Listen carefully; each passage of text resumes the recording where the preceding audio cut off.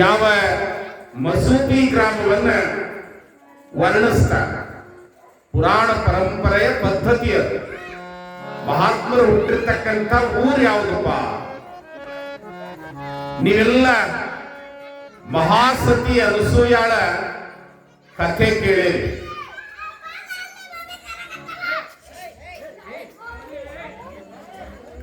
ಪುರಾಣನು ಕೇಳಿರಿ, ಸಿನಿಮಾನು ನೋಡಿರಿ. ಇಲ್ಲಿ ಬಹಳ ಹಿರಿಯರಿದ್ದೀರಿ.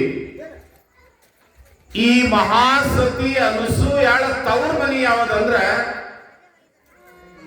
ತಾವೆಲ್ಲ ಮಾತೆಯರು ಅಭಿಮಾನ ಪಡಬೇಕು. ಯಾವ ಬ್ರಹ್ಮ ವಿಷ್ಣು ಮಹೇಶ್ವರರನ್ನ ತನ್ನ ಮಕ್ಕಳನ್ನಾಗಿ ಮಾಡಿಕೊಂಡು ತೊಟ್ಟಿಲಲ್ಲಿ ಆಡಿಸಿ ಅವರಿಗೆ ದತ್ತಾತ್ರೇಯನ ಜನ್ಮವನ್ನ ಪ್ರಾಪ್ತಿ ಮಾಡಿರ್ತಕ್ಕಂಥ ಆ ಮಹಾತ್ಮರ ತಾಯಿಯಾಗಿರ್ತಕ್ಕಂಥ ಮಹಾಸತಿ ಅನಸೂಯಾಳ ತವರು ಮಸೂತಿ. ಅದು ಮಸೂತಿ ಅಲ್ಲ, ಮಹಾಸತಿಯ ಊರದು. ನಮ್ಮ ಬಾಯಾಗ ಸಿಕ್ಕು ಅಪಭ್ರಂಶವಾಗಿ ಮಸೂತಿಯಾಗಿದೆ. ಅಷ್ಟಕ್ಕ ಊರಿನ ವರ್ಣನೆ ಮುಗಿಯೋದಿಲ್ಲ, ಮತ್ತ ಸುಮ್ನೇನು ಇಲ್ಲ. ನೀವು ಮಸೂತಿ ಊರಿಗೆ ಹೋದ್ರೆ ಆ ಮಸೂತಿ ಊರಿನ ಅಗಸಿ ದಾಟಿ ಒಂದು ಹೆಜ್ಜೆ ಹೋದ್ರೆ ಆ ಊರಿನ ಗೌಡ್ರು ಬಸನಗೌಡ ಪಾಟೀಲ್ ಅಂತ ತಿಳ್ಕೊಂಡು ಅವ್ರ ದೊಡ್ಡ ವಾಡೇದ ಮನಿ ಅದ. ವಿಭೂತಿ ರೆಡ್ಡಿ ಮನೆತನದ ಗೌಡ್ರು. ಅವ್ರ ಮನೆ ಮುಂದ ಮಹಾಸತಿ ಅನಸೂಯಾಳ ಮಂದಿರ ಮಸೂತಿಯೊಳಗೆ ನೋಡ್ಲಿಕ್ಕೆ ಇವತ್ತು ಸಿಗ್ತದೆ. ಅಷ್ಟಕ್ಕ ಮುಗಿಲಿಲ್ಲ. 11ನೇ ಶತಮಾನದಲ್ಲಿ ಕಲ್ಯಾಣ ಕರ್ನಾಟಕದಲ್ಲಿ ಯಾವ ದೇವರ ದಾಸಿಮಾರ್ಯ ಇದ್ರೆ ನಮ್ಮ ಕರ್ನಾಟಕದಲ್ಲಿ, ಬಸವ ಕರ್ನಾಟಕದಲ್ಲಿ ಯಾವ ಕೃಷ್ಣೆಯ ಮಡಿಲಿನಲ್ಲಿ ಬಸವಣ್ಣ ಅನ್ನುವಂತ ಒಂದು ಕೂಸು ಹುಟ್ಟುವ 100 ವರ್ಷಕ್ಕೂ ಮೊದಲು ಮುಸುಟೆ ಚೌಡಯ್ಯ ನೋಡ್ರಿ, ಅವನು ಕೂಡ ಮಸೂತಿ ಚೌಡಯ್ಯ. ಆತ ಕಲ್ಯಾಣಕ್ಕೆ ಹೋದ್ಮೇಲೆ ಅವ್ರ ಬಾಯಿ ಒಳಗ ತ ಹೋಗಿಟ್ಟ. ಆ ಕಡೆ ನೀವು ಗುಲ್ಬರ್ಗ ಬೀದರ್ ಹೋಗ್ಬಿಟ್ರೆ ಅವರು ಹಾಕಳು ಕಪ್ಪ ಆದರೆ ಆಲು ಕಪ್ಪೆ ಅಂತಾರ. ಅಕ ಹ ಅಂತಾರ, ಹಕ ಅ ಅಂತಾರ. ನೀವೆಲ್ಲ ಮಳಿ ಬರ್ತದ, ಜೋರ್ ಬರ್ತದ ಅಂದ್ರ ಅವ್ರ ಹನಿ ಕಡಿತದಂತ. ಮತ್ ಯಾರ ಮನೆಗೆ ಬೀಗ ಬಂದ್ರಂದ್ರ ಬಾಳ ಬ್ಯಾಸಿಯಾಗಿ ಬೆವತ್ ಬಂದಿರಿ, ಒಂದೆರಡು ಬಕೆಟ್ ನೀರು ಕೊಡ್ಲಿ ಅನ್ನೋ ಜಳಕ ಮಾಡ್ತೀರಿ ಅಂತ ನೀವು ಕೇಳ್ತಿದ್ರ, ನನ್ನ ಧರ್ಮಪತ್ನಿಯ ತವ್ರ ಮನೆ ಇದೆ ಬಿಜಾಪುರ, ಅದು ನಿಮ್ಮ ಊರಿಗೆ ಬಹಳ ಸಮೀಪ. ಅವ್ರ ದೊಡ್ಡಪ್ಪ ಬೀದರ್ ಡಿಸ್ಟಿಕ್ ಶಹಜಾನಿ ಅವರಾದಿಯೊಳಗೆ ಆ ಊರಿನ ವಿರಕ್ತ ಮಠದ ಸ್ವಾಮಿಗಳು, ಗೃಹಸ್ಥರು. ಅಲ್ಲಿ ಹಳೆ ತನಕ ಅಲ್ಲಿಗೆ ಬಾ ಅಂತ ಕರೆಸಿದ್ರು ನನಗೆ. ನಮಗ ಬಹಳ ಪ್ರೀತಿ ಮಗಳು, ದೊಡ್ಡವ್ರ ಮನೆಗೆ ಹಳೆ ತನಕ ಬರ್ರಿ ಅಂತ ಕರೆಸಿದ್ರು. ಹೋದ್ವಿ, ಸಿಕ್ಕಾಪಟ್ಟಿ ಬೆವ್ತಿದ್ದೆವು. ಮಠ ಮಧ್ಯಾಹ್ನದಾಗ ಹೋಗಿದ್ದೀವಿ. ನಮ್ಮ ಹಳೆ ಬಂದು ಮಾಮಾಜಿ ಅಂದ, ಏನಂದ, ತೋಲ ಬೆವ್ರ ಕಡಿತೈತಿ, ಹಿತ್ತಲ್ದಾಗ ಹೊಯ್ಕೊಂತೀರಿ ಏನ್ರಿ ಅಂತ ಕೇಳ್ದ. ಎಂತಲ್ಲಿ ಕರ್ಕೊಂಡು ಬಂದಿಲ್ಲ ಏನಿ ಅಂದೆ ನಾನದ ಪಕ್ಕಾ ಸ್ವಾಮಿ, ಈ ಮಗ ಹಿತ್ತಲ್ದಾಗ ನಿಂತಂತಾನಲ್ಲ ಅಂದೆ ನಾನು. ಏನೋ ಅಂದೆ ನಾನು. ನಮ್ಮ ದೊಡ್ಡಕ್ಕರು ಅಂದ್ರೆ ನಮ್ಮ ಗುರುತಾಯಿ ದೊಡ್ಡವ ಓಡೋಡಿ ಬಂದ್ರು. ಇಲ್ಲೇ ಬರಡೋಲ್ಲ ಅವ್ರ ಮನೆ. ಯಪ್ಪ ಹಳೆದರ ತಪ್ಪು ತಿಳ್ಕೊಬೇಡ್ರಿ, ಇಲ್ಲಿ ಭಾಷೆನೇ ಹಿಂಗೆ, ಜಳಕ ಮಾಡ್ತೀರೇನೋ ಸ್ನಾನ ಮಾಡ್ತೀರಿ ಅಂತ ಕೇಳ ನನ್ನ ಮಗ. ಚಲೋ ಆತವ ಪರಿಸ್ಥಿತಿ ಅಂದ. ಹಂಗ 12ನೇ ಶತಮಾನಕ್ಕೂ ಪೂರ್ವದಲ್ಲಿ ಮಸೂತಿಯಲ್ಲಿ ಮಹಾಸತಿ ಊರ ಹೆಸರದು. ಆ ಮಹಾಸತಿಯಲ್ಲಿ ಮುಸುಟೆ ಚೌಡಯ್ಯ ಅನ್ನುವಂತ ಒಬ್ಬ ಶರಣ ಹುಟ್ಟುತ್ತಾನೆ, ವಚನಗಳನ್ನು ಬರೀತಾನೆ. ಬಸವಾದಿ ಪ್ರಮಥರಿಗಿಂತ ಪೂರ್ವದಲ್ಲಿ ಕೇವಲ ಆದ್ಯ ವಚನಕಾರ ದೇವರ ದಾಸಿಮಯ್ಯ ಒಬ್ಬನೇ ವಚನ ಬರೆದಿಲ್ಲ. ಅವನಕ್ಕಿಂತಲೂ ಪೂರ್ವದಲ್ಲಿ ಶಂಕರ ದಾಸಿಮಾರ್ಯ ವಚನ ಬರೀತಾನೆ. ಶಂಕರ ದಾಸಿಮಾರ್ಯರ ಸಮಕಾಲೀನನಾಗಿರತಕ್ಕಂಥ ಮುಸುಟೆ ಚೌಡಯ್ಯ ವಚನ ಬರೀತಾನೆ. ಅಂಥ ಊರಿನಲ್ಲಿ ಜಗದೀಶ್ವರ ಹಿರೇಮಠ ಎಂಥವನು ಮುಸುಟೆ ಚೌಡಯ್ಯ ಅಂತ ಹೇಳಿದ್ರೆ, ಪ್ರತಿ ದಿವಸ ಜಂಗಮದ ದರ್ಶನವಾಗದ ಹೊರತು ಪ್ರಸಾದವನ್ನು ತೆಗೆದುಕೊಳ್ತಿರ್ಲಿಲ್ಲ. ಮೊದಲು ನಮ್ಮ ಜನ ಹಂಗ ಇದ್ರು, ದಿವಸ ಸ್ವಾಮಿಗಳು ಮನೆಗೆ ಬರ್ಬೇಕು, ಅದಕ್ಕೆ ಅವ್ರು ಹಿಟ್ಟಿಗೆ ಬರ್ತಿದ್ರು. ಜಂಗಮ ನಿಮ್ಮ ಮನೆಗೆ ಹಿಟ್ಟಿಗೆ ಬರೋದು ಹೊಟ್ಟಿಗಿಲ್ಲ ಅಂತಲ್ಲ.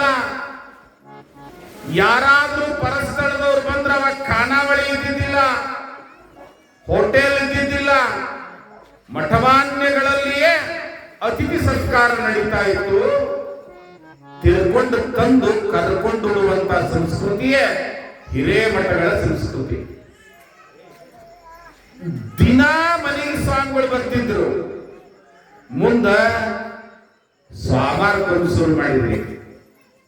ಸ್ವಾಮಾರ್ಕರು ಬರ್ಲಿಲ್ಲ. ನೀವು ಹಿಟ್ಟು ಮಾಡೋದಿಲ್ಲ ಖರೆ, ಮತ್ತೆ ಬೇರೆ ಬೇರೆ ಏನೇನು ಮಾಡಬಾರ್ದು ಎಲ್ಲ ಮಾಡಕ್ ರೆಡಿ ಇದೀವಿ ನಾವು ಐಗಳು.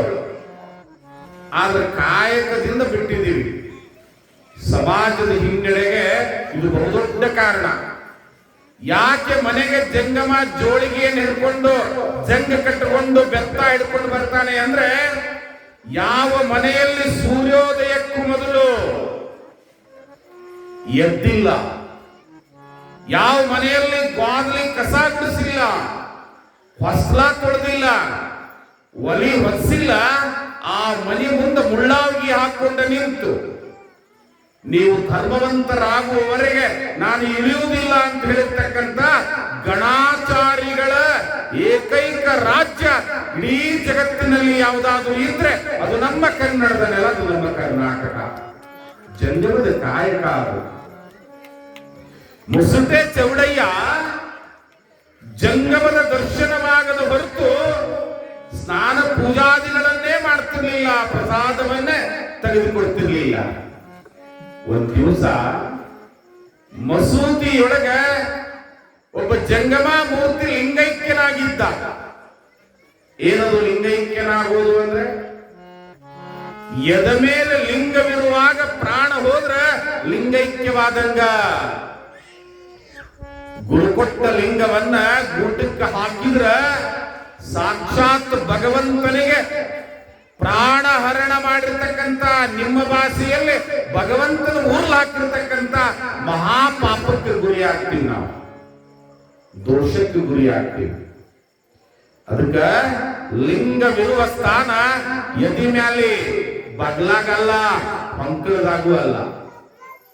ಬಗ್ಲಾಗ ಹಾಕುದು ನಮ್ಮ ಸಂಸ್ಕೃತಿ ಅಲ್ಲ, ಹೊಕ್ಕಳ ಮೇಲೆ ಹಾಕುದು ನಮ್ದಲ್ಲ, ಎದಿ ಮೇಲೆ.